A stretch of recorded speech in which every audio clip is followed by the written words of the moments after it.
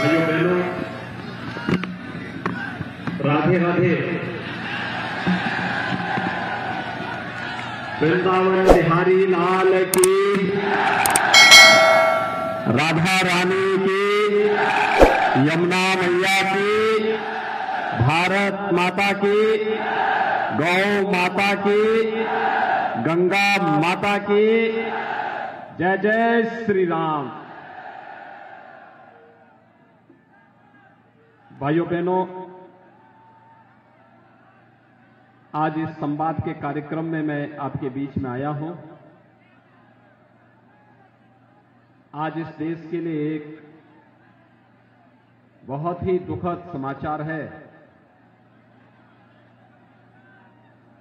एक लंबे समय तक जिन्होंने अपनी मधुर आवाज से भारत के संगीत को वैश्विक मंच पर एक स्थान दिलाया,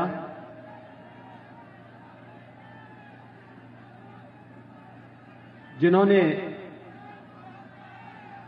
भारत की संस्कृति और शास्त्रीय परंपरा का अनुपालन करते हुए अपना पूरा जीवन संस्कृति और संगीत के लिए समर्पित किया, ऐसे भारत रत्न लता मंगेशकर जी हमारे बीच में नहीं रही। हम भारी मन से उन्हें विनम्र श्रद्धांजलि अर्पित करते हैं। वृंदावन बिहारी लाल से ही प्रार्थना करते हैं कि वह भारत माता की इस महान संगीत के लिए समर्पित, संस्कृति के लिए समर्पित इस महान आत्मा को अपने श्री चरणों में स्थान देकर के उन्हें सद्गति प्रदान करें। मंच पर उपस्थित पूज्य संत फूलडोल बिहारी दास जी महाराज, पूज्य संत डॉक्टर रामकमल दास वेदांती जी महाराज,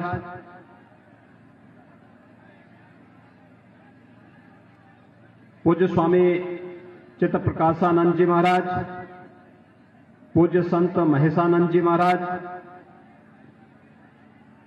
यहां के लोकप्रिय सांसद और जिन्होंने अपनी कला प्रतिभा के माध्यम से भारत की फिल्म जगत को एक नई ऊंचाइयां प्रदान की और आज अपना पूरा समय इस ब्रज क्षेत्र के विकास के लिए समर्पित कर रही हैं, श्रीमती हेमा मालिनी जी। भारतीय जनता पार्टी की जिलाध्यक्ष श्रीमती मधु शर्मा जी, वरिष्ठ नेता श्री पदम सिंह बर शर्मा जी, विजय शिव हरे जी, आज के इस कार्यक्रम में उपस्थित हमारे व्यापारी कल्याण बोर्ड के अध्यक्ष श्री रविकांत गर्ग जी, पूर्व सांसद और उत्तर प्रदेश कोऑपरेटिव बैंक के अध्यक्ष चौधरी तेजवीर सिंह जी, देवेंद्र शर्मा जी, प्रवीण पाल जी, रामवीर सिंह गोजर जी, कप्तान सिंह जी, महिपाल सिंह जी, मुकेश वासणे जी, सतीश उपाध्याय जी, श्रीमती सुमन चौधरी जी, कन्हैयालाल चौधरी जी और भारतीय जनता पार्टी के लोकप्रिय प्रत्याशी श्री राजेश चौधरी जी और उपस्थित भाइयों बहनों, वृंदावन बिहारी लाल और राधा रानी की इस पावन धरती को कोटि कोटि नमन करते हुए मैं आप सबका हृदय से अभिनंदन करता हूं। आज यहां पर पूज्य संतों का आशीर्वाद भी प्राप्त हो रहा है। मैं अपने इन पूज्य संतों का भी इस संवाद के कार्यक्रम में हृदय से स्वागत करता हूं, उनका अभिनंदन करता हूं। इन पूज्य संतों का ही सानिध्य है कि आज ये ब्रज क्षेत्र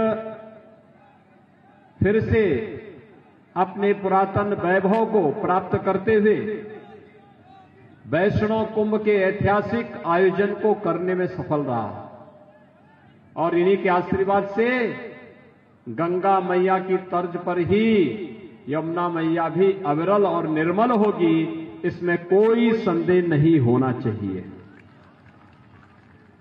भाइयों बहनों, ब्रज क्षेत्र का विकास हम सबकी प्राथमिकता में है। आपने देखा होगा कि आज पिछले 5 वर्ष के अंदर प्रदेश में हर एक क्षेत्र में कुछ न कुछ बदलाव और परिवर्तन हर एक व्यक्ति को देखने को मिल रहा है और बदलाव की पहली शर्त होती है कानून का राज, सुरक्षा का एक बेहतर माहौल, बिना भेदभाव के हर एक व्यक्ति को सुरक्षा। 2012 से 17 के बीच की अगर हम चर्चा करते हैं तो भाइयों बहनों, 2012 में सबसे पहला दंगा समाजवादी पार्टी की सरकार के समय कहीं हुआ था, तो इसी मथुरा की भूमि कोसी कला में पहला दंगा हुआ था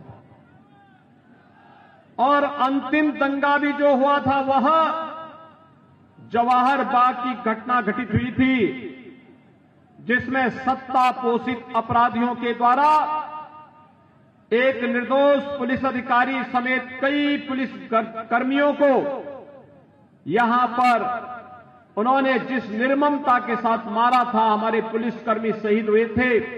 यह भी समाजवादी पार्टी के समय का वह विभत्स कांड था जिसमें समाजवादी पार्टी और उसके मुखिया को कहीं भी मुंह दिखाने लायक नहीं छोड़ा था।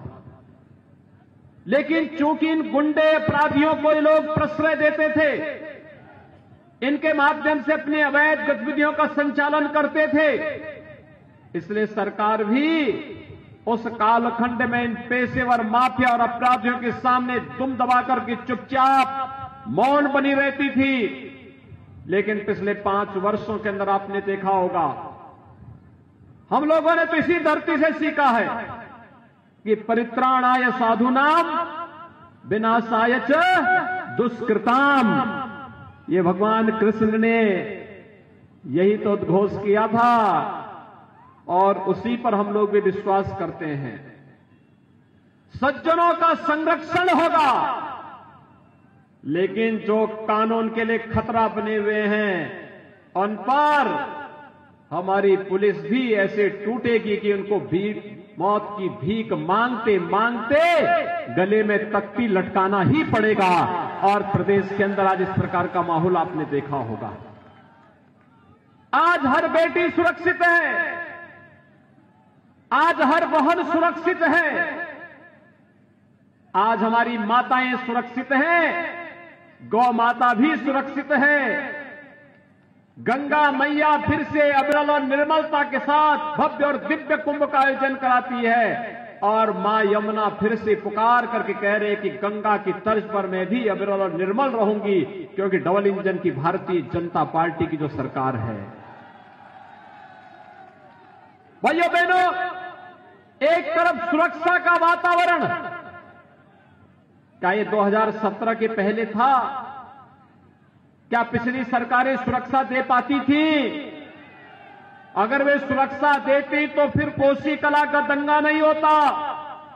अगर वह सुरक्षा दे पाती तो जवाहर बाग की घटना नहीं घट होती, आगरा का उपद्रव नहीं होता, बुलंदशहर का उपद्रव नहीं होता, अराजकता नहीं फैलती, अव्यवस्था नहीं फैलती। मुजफ्फरनगर में गौरव और सचिन जैसे निर्दोष नौजवान बहन की रक्षा करते करते अपने आप को बलिदान नहीं कर पाते। लेकिन भाइयों बहनों, पिछली सरकारों के एजेंडे में सुरक्षा कहीं थी ही नहीं। सुरक्षा उनके एजेंडे में थी ही नहीं, क्योंकि सुरक्षा के लिए खतरा कोई और नहीं, वे स्वयं ही खतरे बने हुए थे। स्वयं ही खतरे बने हुए थे। और इसीलिए तो पिछली सरकार के समय में कोई प्रदेश में आना नहीं चाहता था। शाम को 5 बजने के बाद व्यापारी अपना प्रतिष्ठान बंद कर देता था। बेटियां स्कूल नहीं जा पाती थी, बाजार करने के लिए महिलाएं नहीं निकल पाती थी। जो व्यक्ति घर से निकल गया उसको पता ही नहीं होता था कि वापस वो अपने घर में वापस आ पाएगा कि नहीं आ पाएगा। ये अराजकता का तांडव था प्रदेश के अंदर। लेकिन भाइयों बहनों, 2017 के बाद परिवर्तन आया है। आज तो विकास की बहार भी बढ़ रही है, सुरक्षा चौं ओर दिखाई देती है, हर एक व्यक्ति अपने को सुरक्षित महसूस करता है। समाजवादी पार्टी की सरकार के समय में 700 बड़े दंगे हुए हैं प्रदेश में, और भारतीय जनता पार्टी की डबल इंजन की सरकार के समय 5 वर्ष में एक भी दंगा उत्तर प्रदेश के अंदर नहीं होता है। यह आपके सामने उदाहरण है। कुंभ का आयोजन करने का अवसर सपा को भी मिला, बसपा को भी मिला, भाजपा को भी मिला। समाजवादी पार्टी के समय में 2007 में कुंभ का आयोजन गंदगी और अराजकता का कारण बना था। 2013 में समाजवादी पार्टी की सरकार के समय कुंभ का आयोजन भगदड़, अव्यवस्था और गंदगी का कारक बन गया था। लेकिन 2019 में प्रयागराज का कुंभ भव्य कुंभ और दिव्य कुंभ के रूप में वैश्विक मंच पर छा गया। हमें अवसर मिला, हमने करके दिखा दिया। उन्हें अवसर मिला था, उन लोगों ने मौके से चूक गए। वे राम का विरोध करते थे, श्री कृष्ण का विरोध करते थे, हिंदू देवी देवताओं के प्रति अपमानजनक टिप्पणी करते थे। आज तो अयोध्या का भी विकास हो रहा है, काशी का भी विकास हो रहा है, और ब्रज क्षेत्र के विकास के लिए ब्रज तीर्थ विकास परिषद का गठन करके सरकार पहले ही अपनी मंशा को स्पष्ट कर चुकी है कि ब्रज क्षेत्र को कोई वंचित नहीं कर सकता विकास के कार्यों के माध्यम से। समग्र विकास की प्रक्रिया के साथ हम पूज्य संतों के सानिध्य में इसे आगे बढ़ा करके ही रहेंगे। सरकार उस दिशा में कार्य कर रही है। भाइयों बहनों, पिछले 5 साल में हमारी सरकार ने 700 से अधिक तीर्थों और मंदिरों का पुनरुद्धार का कार्य किया है। समाजवादी पार्टी की सरकार का कोई विकास आपको नहीं दिखाई देता है। उनका एक ही विकास दिखाई देता है, उनका विकास कब्रिस्तान की बाउंड्री वाल तक है। कब्रिस्तान की बाउंड्री वाल के बाहर समाजवादी पार्टी का विकास नहीं है, कहीं नहीं विकास है। और उनसे जैसी सोच होगी वे तो काम करेंगे। आज जब चुनाव आ गए हैं, आपने देखा होगा चुनाव कोरोना महामारी के दौरान हो रहा है।